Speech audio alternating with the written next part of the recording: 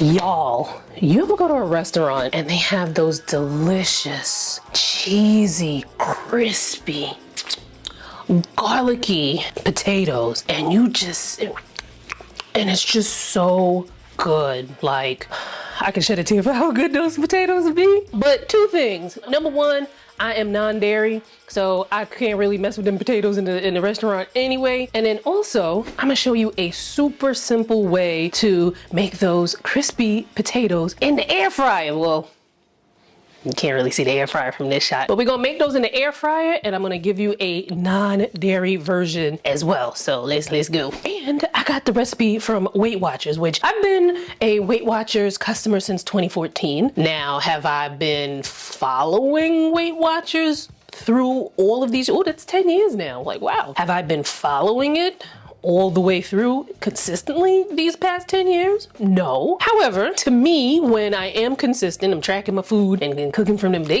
do have some delicious recipes. And when I cook through that, then, you know, it does work out for my lifestyle. So this is what you're gonna need for these delicious ass potatoes. You're gonna need cooking spray, a pound of uncooked baby potatoes, about 1 inch thick, although sometimes, depending on the grocery store I go to, sometimes I wind up with the bigger ones, and sometimes what I'll do is I'll just kind of cut those in half, but the smaller ones, the ones that are about like the size of a grape, maybe a little bit bigger, those I leave intact. You're gonna need 1 tablespoon of olive oil, a 1/2 teaspoon of kosher salt, a 1/2 teaspoon of garlic powder, 1/4 teaspoon black powder, and 2 tablespoons of grated Parmesan cheese. Now, if you're non-dairy like me, let me show you what we're gonna do instead.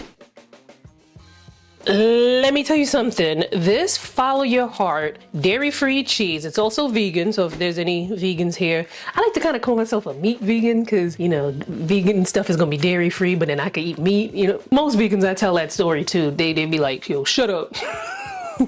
Anyway, this is so delicious. They also have this type of version of it where, you know, it's more of like the shreds. I have not tried this recipe with the shreds yet, only because I just feel like this seems to work a bit better because, you know, I'll tell you how the recipe goes, but I do think that this version works much better. Although, if you want to add some more, if you wanted to add more of the shredded Parmesan on top, it's gonna add a couple more calories, but all right, and then optionally, you can have a tablespoon of fresh parsley if you want to garnish things. Maybe you're having some people over, you want it to look good or whatever. So in a medium bowl, you're going to toss the potatoes and the oil together until it's well coated. Then you're gonna sprinkle with the salt, the garlic powder, and the pepper, and you're gonna toss until it's well combined. Then you're gonna sprinkle that cheese evenly on there, toss it up again, and then you're going to stick it in the air fryer. Now, there are different types of air fryers. I've come to realize this is my first.